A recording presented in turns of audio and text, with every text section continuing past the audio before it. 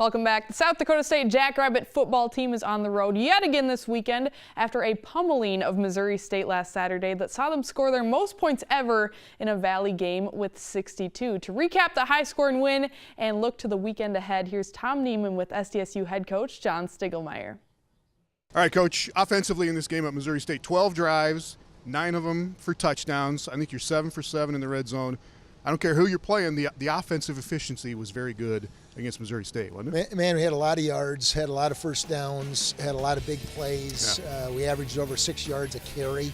That's tremendous. We averaged almost 22 yards a catch.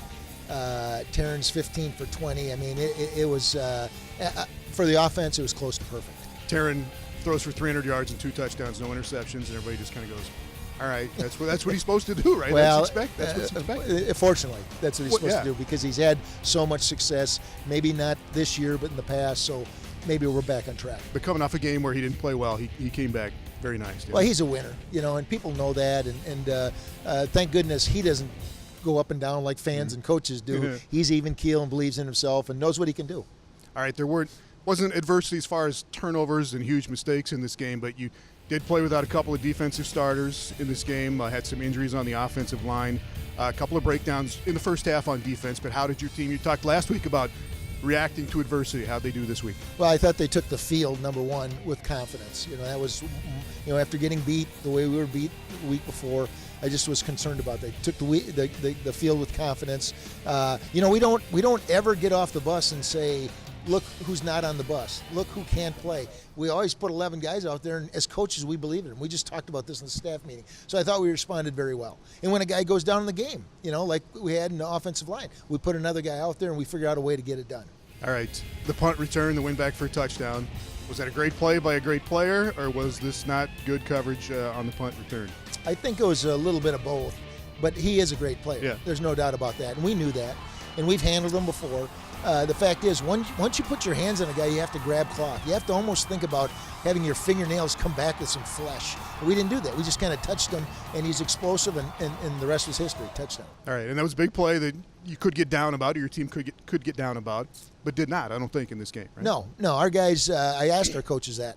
How were our guys on the sidelines? And they were tremendous. All right. Quick thought on the impact of some of these guys in this game. A young guy, Cade Johnson.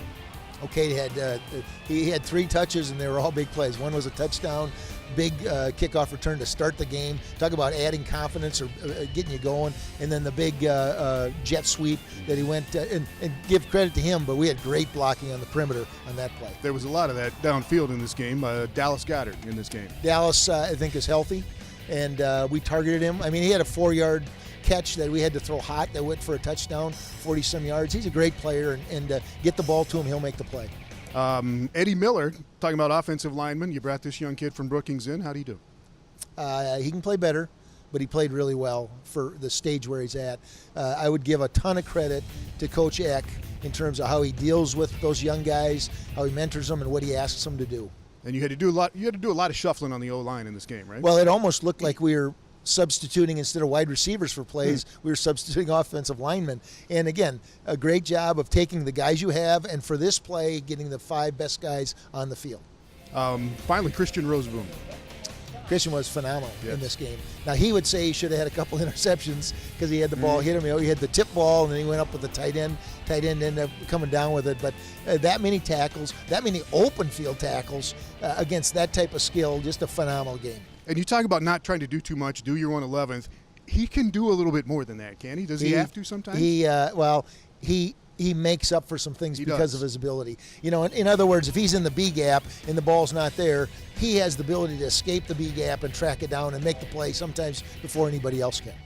All right, same thing this week against Western Illinois, kind of take care of what they're going to do, but more so, like you said last week, concentrate on your team going into this week? Without a doubt. We want to win Tuesday. We want to win practice. We want to win every section of practice. We want to focus on getting better. Western's a really good football team, and we're going to have to play really good football on the road to make that game a tough game for them, but we'll be ready.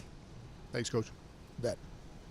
All right, thanks, Tom. Kickoff for SDSU's matchup at Western Illinois is set for 1 p.m. from Hanson Field in Macomb. It'll be streaming live on ESPN3, and also we'll have a more in-depth preview of that game for you tomorrow right here on the show. Next on Midco Sports tonight, it's a sit-down interview with UND volleyball head coach Mark Pryor before the Fighting Hawks begin their weekend matchups against Montana State and Montana. Stay right here.